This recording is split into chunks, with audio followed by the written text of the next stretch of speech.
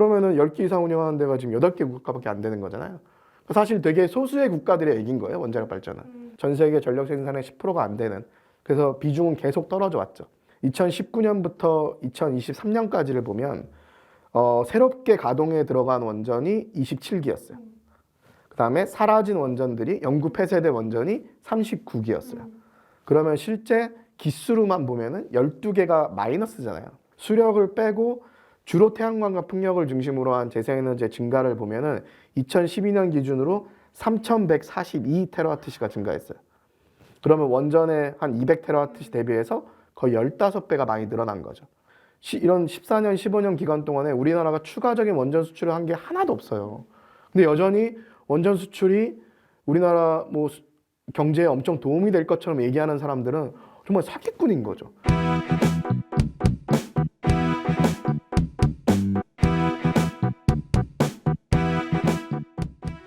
안녕하세요. 새알톡의 강원주입니다. 윤석열 정부는 기후위기 대응을 위한 탄소 중립 과제로 핵발전 확대를 주장하고 있습니다. 노후 핵발전소의 수명 연장과 신규 핵발전소의 건설이 세계적인 추세라고 주장하고 있는데요. 이것 사실일까요? 최근 2023년 세계 원전 산업 현황 보고서를 분석한 장다울 그린피스 전문위원과 함께 이야기 나눠보도록 하겠습니다.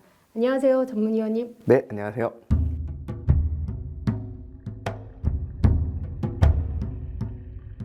그 세계 원전 산업 현황 보고서, 이 보고서는 어떤 기관에서 얼마나 자주 작성하는 건가요?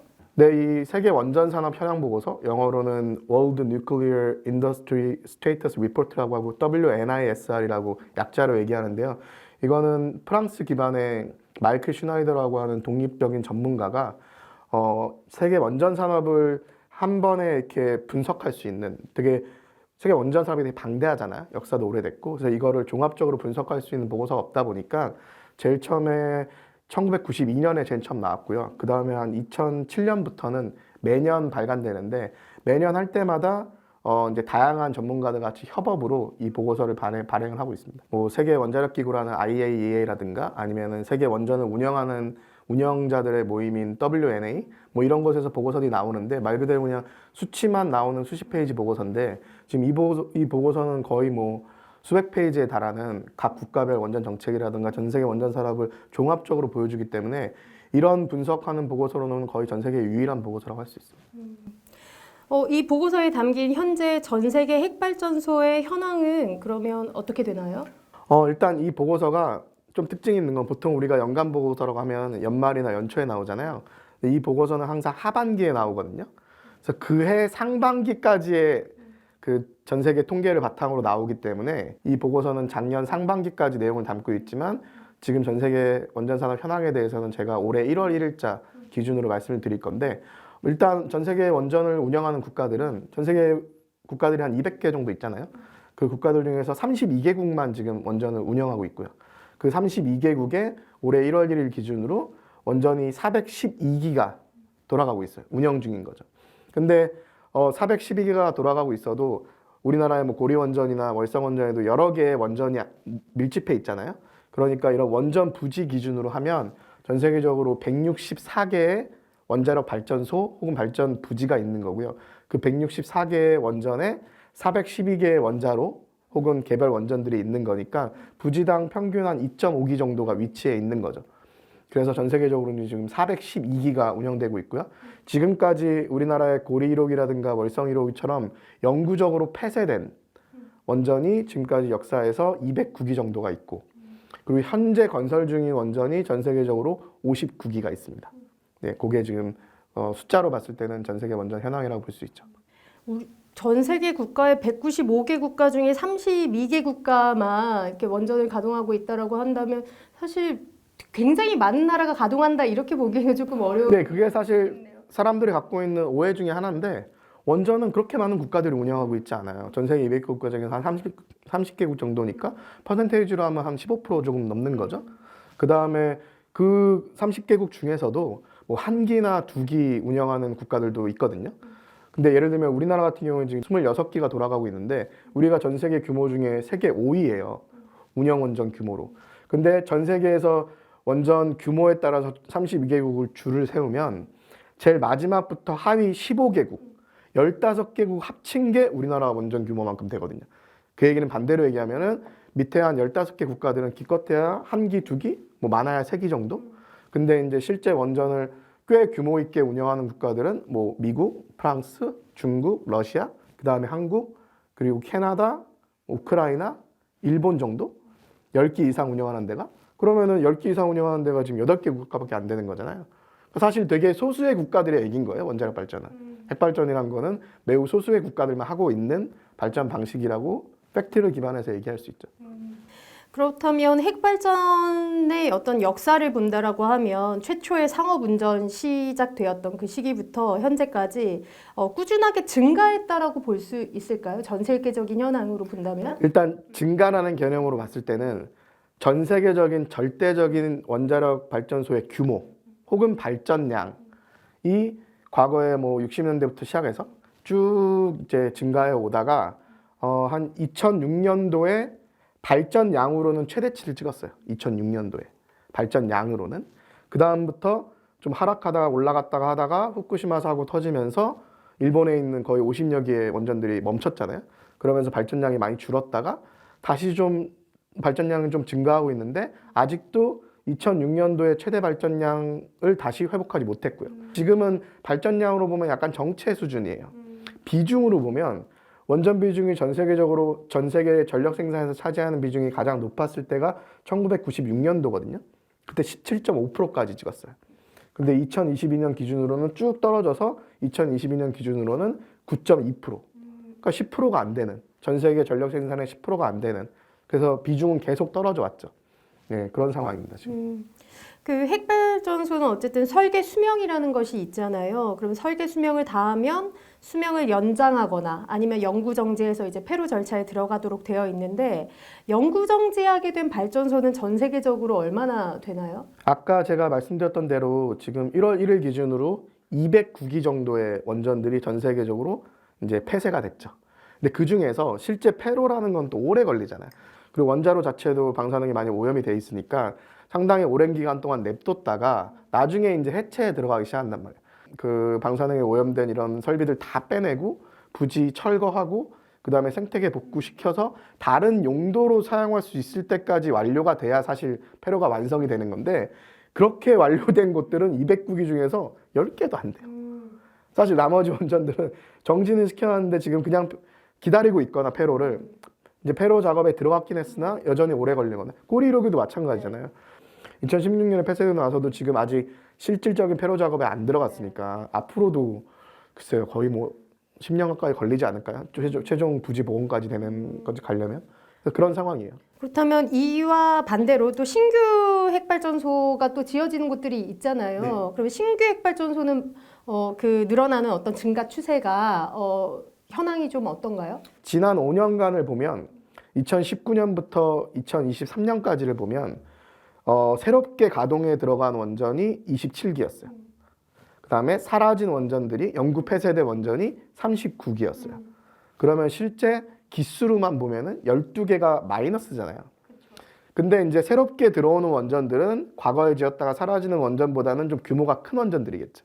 예를 들면 지금 우리나라에서 짓고 있는 원전 같은 경우에는 1400메가와트 규모니까. 신고리 오르코기 그렇죠. 같은. 예, 과거의 원전들은 예를 들어서 뭐 500메가도 있고 600메가도 있으니까 개수가 주로 마이너스라고 해서 규모가 마이너스라고 항상 일치하진 않는데 지난 5년간을 보면은 기수도 줄어들었고 규모도 이제 과거보다는 좀 줄어들었던 겁니다. 아까 말씀드렸던 것처럼 전체 규모도 또 줄어들었으니까 1980년대 중반에는 1년에 한 30기 넘게도 새롭게 가동에 들어간 30년 전에. 그렇죠. 거의 한 40년 전이죠. 40년 전에는 1년에 한 새롭게 가동에 들어가는 원전들이 막 3, 40기 정도의 규모가 됐던 적도 있거든요. 근데 지금은 이제 1년에 새롭게 가동에 들어가는 원전이라는 것이 뭐 한 5개? 엄청 줄어들었죠. 근데 없어지는 것들은 또 더 많이 없어지니까 이게 이제 전체 규모는 줄고 있다고 볼 수 있죠. 한때 70년대 중반이라든가 80년대 중반에는 원전 건설에 분명히 붐이 있었는데 근데 86년도에 이제 체르노빌 사건 터지고 뭐 그 전에 79년도에 쓰리마일 터지고 그러면서 이제 확 줄었어요. 전 세계 신규 원전 산업이라는 게 확 줄었다가 다시 조금씩 올라가다가 2011년도에 후쿠시마 발전소 사고가 또 터지면서 또 좀 줄었죠. 그러니까 실제 지금 새롭게 건설을 시작하거나 혹은 신규 가동에 들어가는 원전들이 사라지는 원전을 따라가지를 못하고 있는 거죠. 그러니까 전반적인 규모는 줄 수밖에 없는 이런 상황인 거죠. 그리고 그나마 많이 짓고 있는 것도 매우 특정 국가에 몰려 있어요. 뭐 중국이라든가 러시아라든가. 그런 국가들에 짓고 있는 거 빼고 나면은 전 세계적인 원전 확산 추세는 없는 거죠. 이게 왜냐면 기술은 발전이 됐겠지만 노하우도 쌓이고 동시에 큰 사고가 날 때마다 안전 규제가 강화가 되거든요.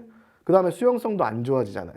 그리고 우리나라처럼 국가가 지원하는 곳이 아닌 원전이 민간 시장인 경우에는 경제성도 안 좋아지고 규제도 강화되고 수용성도 안 좋아지다 보니까 예전보다 건설 기간도 늘어나고 돈도 더 많이 들어가서 경제성도 나빠지고 그 다음에 규제도 강화되니까 건설하는 데도 오래 걸리고 그런 거죠. 그런데 우리나라 이제 뭐 윤석열 정부는 뭐 노핵 발전소의 수명 연장이 세계적인 추세이고 다른 나라들에서 신규 원전 많이 짓고 있다 그런 이야기를 해요. 그러니까 다른 나라들이 평균 뭐 60년 이상 원전 그러니까 핵 발전소를 가동한다 그런 이야기를 하는데 다른 나라들도 이렇게 수명 연장을 많이 하는 추세인지. 일단 아까 전 세계적으로 400기가 넘는 원전이 운영 중이라고 했잖아요. 운영 중인 원전들이. 그 현재 운영 중인 원전들의 평균 가동 연수는 약 한 30년 조금 넘어요. 정확히 얘기하면 31.4년인데 작년 상반기 기준으로. 그 중에서 예를 들면 50년 넘게 가동한 거는 13개밖에 없어요. 50년 넘게 가동한 거는. 그리고 40년 넘은 게 한 98개? 한 100개 정도? 나머지 중에서 예를 들면 30년에서 40년 사이가 한 150기 정도. 그리고 그 밑으로는 이제 한 140, 150기 정도 있는 거죠. 그리고 아까 말씀하신 전 세계에서 원전의 수명 연장을 많이 하는 게 추세라고 하는데 사실 팩트로만 보면은 수명 연장 허가는 지속적으로 내려주고 있는 건 맞아요. 예를 들면은 미국 같은 경우에도 60년으로 연장을 하든가 이런 것들이 진행이 되고 있죠. 근데 여기에는 어떤 요소도 있냐면 과거에는 계속 신규 원전들을 많이 지을 수 있을 거라고 원전업계나 핵산업계가 예상을 했던 거죠. 근데 스리마일, 체르노빌, 후쿠시마 터지면서 신규 원전을 그만큼 못 지어요. 그러니까 또 있는 원전들을 좀 수명 연장을 하려는 그런 필요가 혹은 업계의 그런 요구가 더 커졌겠죠.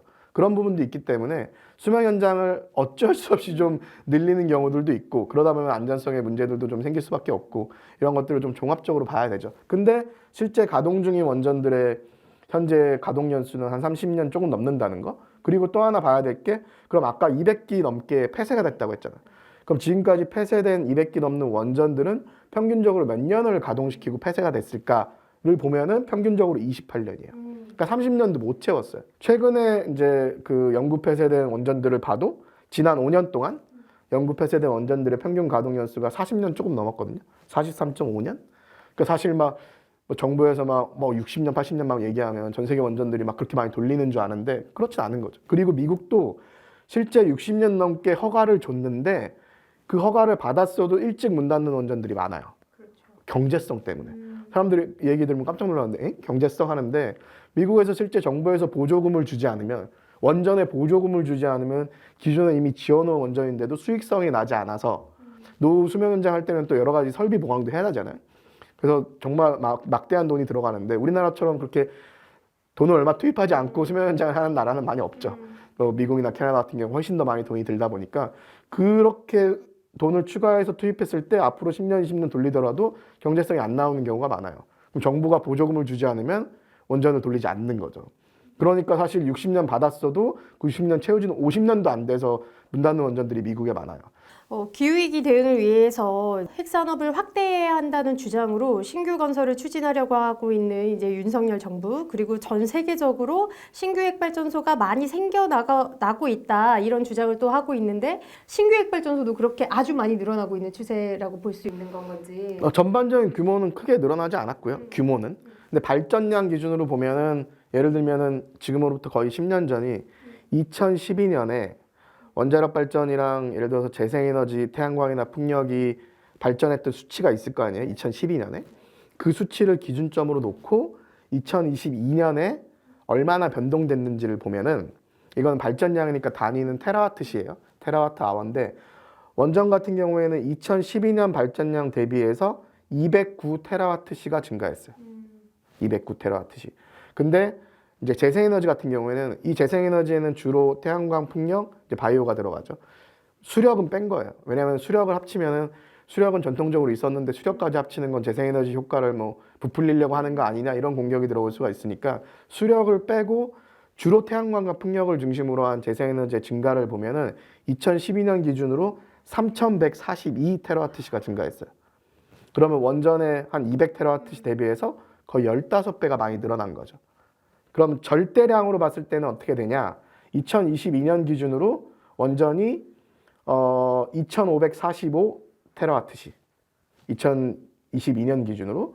그리고 재생에너지 태양광, 풍력, 재생에너지가 한 4,131. 그러니까 2022년 기준으로도 원전이 2,500 정도였고 재생에너지가 4,000이 넘었으니까 2배 가까이 이미 되네요. 2배 좀 안 되죠? 네, 2배 좀 안 되지만 재생에너지가 훨씬 더 이미 절대 규모 발전량으로도 이미 추월한 지 오래고 사실 전 세계적으로 핵발전 발전량이 많이 늘어나느냐 재생에너지가 많이 늘어나는 거는 그냥 수치만 보면 너무 명확해서 사실 이견의 여지가 없는 팩트인데 마치 이 팩트를 아무도 수치를 안 보고 얘기하는 것처럼 전 세계적으로 원전이 뭐 많이 늘어나고 그 대세다 이런 거는 그냥 수치를 보지 않고 얘기하는 거죠. 그리고 우리한테 중요한 거는 화석연료 발전, 온실가스를 내보내는 석탄 발전이나 천연가스 발전들을 없애야 되는 건데 그거를 대체할 수 있는 메인 발전원은 전 세계적으로 어느 국가나 재생에너지가 될 수밖에 없어요. 그 상황에서 국가별 상황에 따라서 국민들의 여론에 따라서 원전을 얼만큼 더 쓰고 적게 쓰느냐 그것도 아까 얘기했듯이 30개국만의 문제인 거죠. 나머지 170개국은 전혀 상관이 없는 문제고 그거는 뭐 국가별로 차이가 있을 수 있겠지만 실제 원전이 기후변화 대응에 있어서 역할을 할 수 있는 거는 지금만큼도 못해요. 중국이 핵발전소를 엄청 지금 건설을 하고 있는 중인 거잖아요. 네. 어쨌든 팩트로만 본다라고 하면 중국의 핵발전소 건설 현황 그리고 실제로 가동되고 있는 현황 그런 거는 지금 어떤 추세인가요? 그러니까 중국은 기본적으로 전체 발전량이 엄청 크잖아요. 그러니까 그 발전량의 예를 들어서 5%만 원전으로 한다고 해도 엄청난 양의 원전을 지어야 되죠.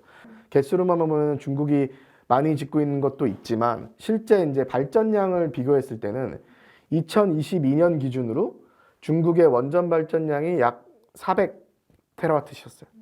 중국의 그 태양광 발전량 하나만 해도 423으로 원전의 397보다 크고요. 풍력은 또 755로 거의 원전의 2배 가까이. 재생에너지 수력 빼고도 재생에너지가 1346테라와트시거든요. 그러니까 이것만 봐도 원전보다 한 3배 정도가 많은 거죠. 그러니까 중국은 원전을 많이 짓고 있는 것도 맞는데 그거보다 훨씬 더 많은 재생에너지를 늘리고 있고 전체 발전량이 워낙 크다 보니까 절대적인 통계만 보면 엄청난 것 같지만 비중으로 보면은 원전 비중이 5% 정도밖에 안 돼요. 5%. 네. 윤석열 정부가 한국의 핵발전 기술이 아주 많이 올라온 수준이고 그렇기 때문에 핵발전소 10기를 수출하겠다 그렇게 공언을 했어요. 우리나라가 지금 이제 해외 핵발전소를 실질적으로 수출해서 뭔가 실제 가동까지 들어간 거 되게 UA 원전 뭐 그 정도밖에 없는 건데 핵발전소 10기 수출 진짜 가능할까요?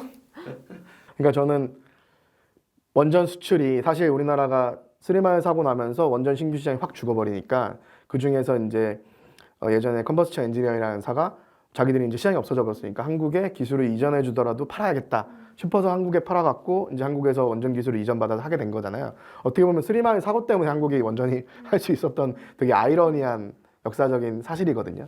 한국이 그렇게 기술을 이전받아서 우리나라에서 많이 짓다가 2009년에 이제 UAE에 4기를 수출해서 지금 3기가 이제 운영에 들어갔고 이제 1기가 남아 있는데 2009년에 원전 수출했을 때도 그때 이명박 정부 때 2020년까지 일단 10기인가 수출한다고 했었어요.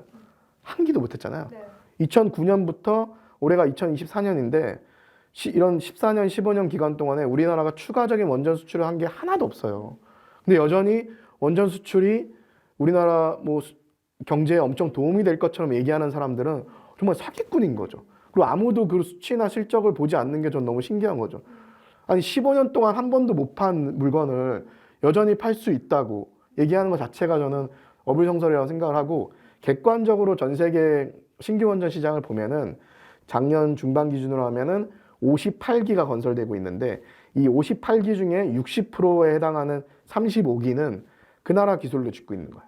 아, 자국 자국 기술로. 그러니까 60%는 일단 자국 기술로 짓고 있고 나머지가 이제 한 23기 정도 되잖아요. 네. 그 23기 중에서 19개는 러시아가 다른 나라에 짓고 있는 거예요.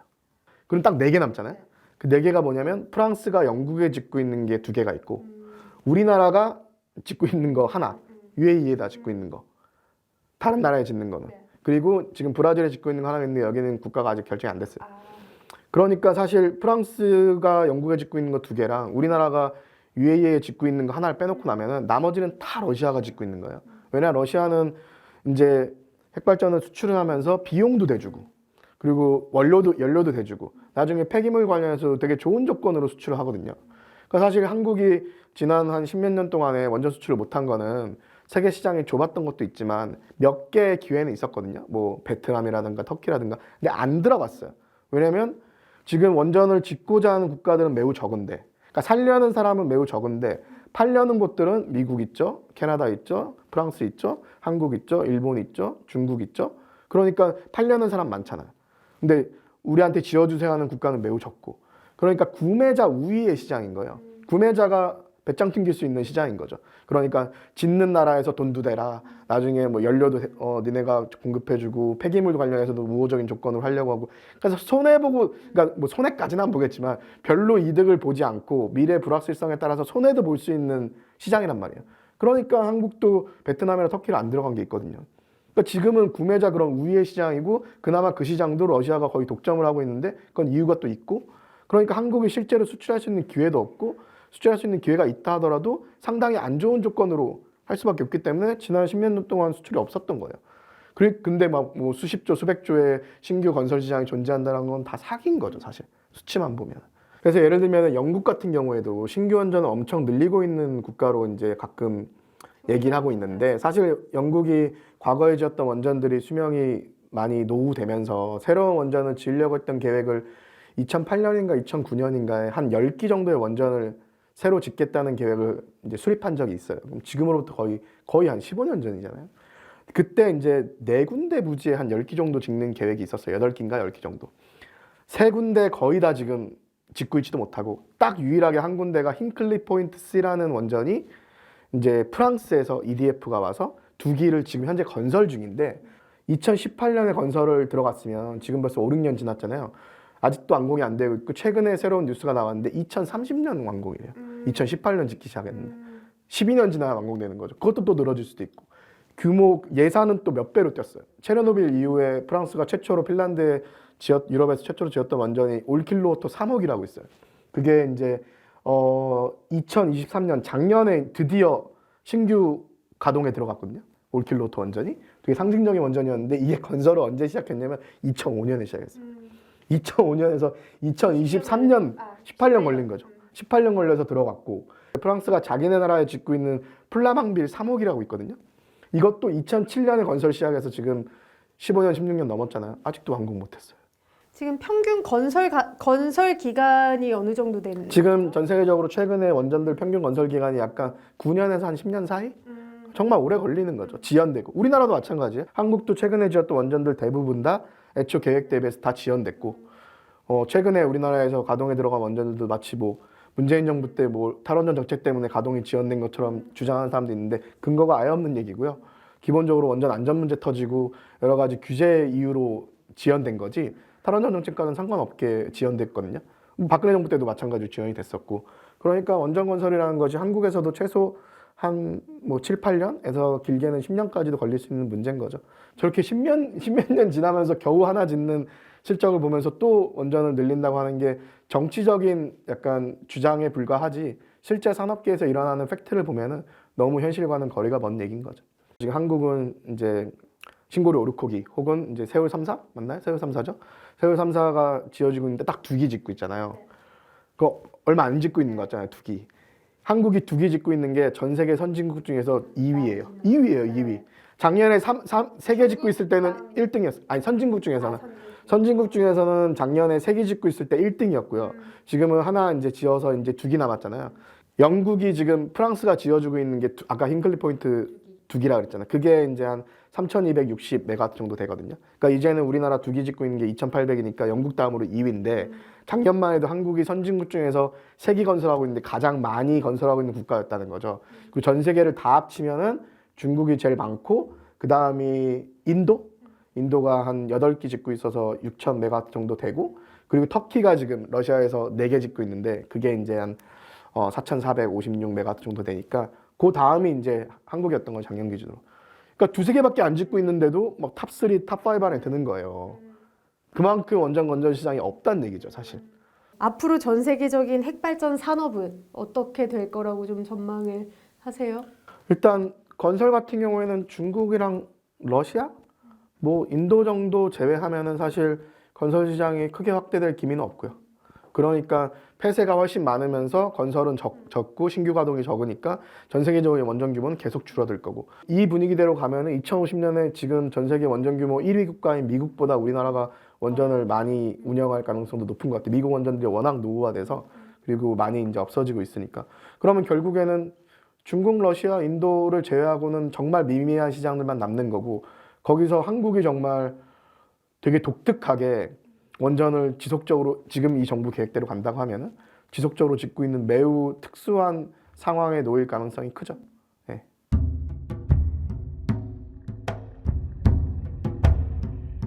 계산을 한번 해보겠습니다. 2050년에 우리나라의 원전 비중 35%를 유지하기 위해서 지금 우리가 갖고 있는 원전 26기 그대로 운영을 하면서 지금 건설되고 있는 신고리 5, 6호기 그 다음에 윤석열 정부에서 건설하려고 하는 신한울 3, 4호기도 추가를 하고 기존에 있는 원전들의 수명을 10년씩 2번 연장한다는 매우 비현실적인 가정을 해도 2050년에 원전 비중이 35%가 되려면 지금 우리나라가 이제 지으려고 하는 신규 원전이 1,500메가와트거든요. 35%만 맞추려고 해도 1,500메가와트짜리 원전을 24개를 건설해야 돼요. 24개를. 그리고 이거를 만약에 스마트 원전 100메가와트짜리로 하려면 327기를 건설해야 되고 뭐 스마트 원전은 이제 더 이상 안 한다고 하니까 혁신형 SMR이라고 하는 170메가와트짜리 4개를 같이 짓는 거 그럼 680메가와트죠. 그 혁신형 SMR로 원전 비중 35%만 맞추려고 해도 53군데 건설해야 돼요.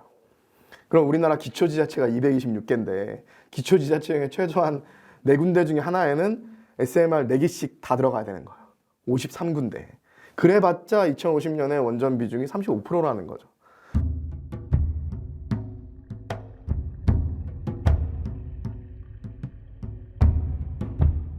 아리백과 CF백 사실 CF백이라는 것에 대해서는 많은 분들이 더 잘 모르시기도 할 것 같아요. 뭐 한국형 아리백이라고 하는데 이 아리백과 CF백의 어떤 문제 그리고 이것과 또 원자력 산업이 또 가지고 가는 어떤 연관성이라는 게 있잖아요. 지금 우리가 기후위기 대응을 하려면은 온실가스 감축을 줄여야 되잖아요.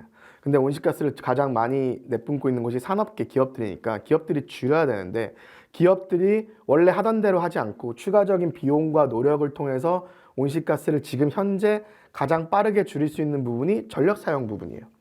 그러면은 아리백 같은 경우에 되게 그 전력을 많이 쓰는 글로벌 기업들 대상으로 하고 있는 건데 그 기업들이 자발적으로 우리가 쓰는 전력의 많은 부분을 재생에너지 전력으로 조달하겠다라고 약속을 하면 어떤 효과가 발생되냐면 재생에너지 수요가 커지잖아요. 전력에 대한. 그럼 재생에너지 사업의 수익성이 좋아지겠죠. 그럼 재생에너지가 그 사회에서 확대가 될 거 아니에요. 그러니까 기업이 추가적인 노력을 통해서 그 사회의 재생에너지 확대에 기여하면서 재생에너지 경제성도 좋아지고 기업 스스로도 온실가스 감축을 줄이는 효과가 있으니까 아리백이 전 세계적으로 확대가 되면서 그 아리백에 들어갔던 뭐 애플이라든가 BMW라든가 이런 기업들이 자신들이 줄이는 것만으로 한계가 있고 자신들한테 공급하는 업체들도 그 부품을 만들 때 재생에너지 전력으로 그 만들어서 부품을 조달을 해야 공급망 차원에서 온실가스를 줄일 수 있으니까 아리백이 전 세계적으로 확산이 된 거거든요. 근데 아리백은 말 그대로 기업이 전기의 수요자 입장에서 노력을 통해서 뭔가 변화를 시키기 위한 글로벌 이니셔티브인데 우리나라는 지금 원래 문재인 정부 때도 정부 계획은 CF백이었어요. 2050년까지 원전도 일부 쓰고 재생에너지 쓰면서 무탄소로 가겠다. 그러니까 정부 차원에서는 우리나라는 원래 CF백이었으니까 뭐 새로운 것도 없고 대부분의 국가들 중에서 원전을 쓰는 국가들도 마찬가지인데 근데 이제 아리백이라고 하는 건 온실가스 배출에 책임이 많은 기업들이 자발적으로 자신들이 책임에 맞는 노력과 비용을 들여서 재생에너지 전력을 확대하는 건데 그것만 해서는 사실 아리백도 최종 단계가 아니거든요. 아리백은 연간 상쇄시키는 거 인정해 주다 보니까 CF2로 24시간 CF2로 나가야 되는데 그 얘기는 실시간 쓰는 전력을 무탄소 전력으로 공급받는 건데 거기서도 메인은 재생에너지예요. 근데 원전도 하나의 옵션으로 쓸 수 있다라고 정도 들어간 건데 구글이 시작한 CF2라는 개념이 우리나라에선 거기서 원전만 딱 가져와서 한국형 CF2를 만들었는데 기업이 추가적인 노력도 안 해도 되고 그 다음에 우리나라의 메인이 될 수밖에 없는 재생에너지 확대에 기여도 못하고 그다음 전 세계 아리백 기업들의 인정도 못 받는 그래서 결국 우리나라 기업에 도움도 안 되고 우리나라 기후위기에 대한 대응에 도움도 안 되는 한국의 원자력계를 위한 되게 변형된 정책이라고 볼 수 있죠. 그러니까 전 세계적으로 봤을 때는 약간 코미디 같은 정책이 저렇게 국가 차원에서 만들어서 추진되고 있는 건 정말 안타까운 상황인 거죠. 오늘 많은 이야기를 정말 나눴는데 전 세계 원전 산업 현황이라는 것에 대해서 마지막으로 좀 정리해서 하시고 싶으신 말씀이 있으시다면 전해주세요. 세계 원전 산업을 분석하는 데 있어서 사실 되게 다양한 지표들을 봐야 돼요. 그냥 어느 국가에서 뭐 원전 좀 짓는다, 뭐 어디가 뭐 지을 것이다. 이런 단순한 접근으로는 전 세계 원전 산업의 현황을 정확히 이해하는 게 쉽지 않거든요. 그래서 사실 이 세계 원전 산업 현황 보고서를 관심 있는 분들은 읽으시길 권해드리고 간략하게 결론만 다시 말씀드리면 전 세계 원전 산업은 팩트 기반으로 봤을 때 최근의 추세를 봤을 때 명백하게 쇠락하고 있어요. 그러니까 원전은 기후위기 시대 때 온실가스가 나오지 않는 발전원이라고 해도 지금 정도의 역할도 못할 확률이 매우 높고요. 그리고 기후변화에 대응하는 데 있어서 원전은 너무 느리고 비싸고 위험한 방식이라는 거죠. 그래서 원전이 주요 원전 운영국에서도 매우 제한적인 역할을 수행할 수밖에 없다는 것이 이제 합리적인 예측이라고 볼 수 있고요. 원전 수출 시장도 아까 말씀드린 것처럼 매우 제한적이고 그것도 구매자 우위의 시장이기 때문에 수익도 매우 불확실하다. 그래서 한국이 뭐 절대 원전 수출을 못할 것이다. 이건 아닌데 하더라도 몇 개 안 될 거고 과연 수익이 나는 수출일지에 대해서 불확실성이 크고 그게 우리나라 경제에 크게 도움이 될 거라는 것도 거의 사기에 가깝다라는 게 최근에 실적을 보면 나오고요. 그 다음에 원전이냐 뭐 재생이냐 이런 논쟁은 사실 전 세계적으로 이미 끝난 상황이고 각 국가의 상황에 맞춰서 어떻게 하면은 온실가스를 배출하지 않는 에너지원으로 우리가 전력을 생산할 것인가는 국가적인 특수성을 반영해서 사회적으로 논의가 필요한 부분인데 윤석열 정부에서 지금 제일 잘못하고 있는 거는 원전을 늘리는 것에 대해서도 뭐 원전을 늘리는 거 반대하는 사람 입장에서는 답답하겠지만 그보다 더 문제는 원전을 늘리는 것 외에는 그 기후위기에 대한 대응 자체 계획이 없다는 거죠. 그러면 어떻게 한국에서 재생에너지를 메인으로 확대를 시키면서 원전을 어느 정도 활용할 건지에 대한 정부안이 나와야 거기에 대한 대안들도 나오면서 사회적인 논의가 민주적으로 가능한데 그런 사회적인 논의 자체가 지금 불가능한 구조면서 원자력계만을 위해서 원전 늘리는 계획만 가지고 있으니까 기후위기 대응도 못하는 거죠. 그러니까 우리나라 경제에도 도움이 안 되고 기후위기 대응도 안 되고 사회적인 논의도 할 수 없는 상황이다. 이게 현 상황의 문제점으로 볼 수 있습니다. 오늘 이야기 나눠주셔서 감사합니다. 네, 감사합니다.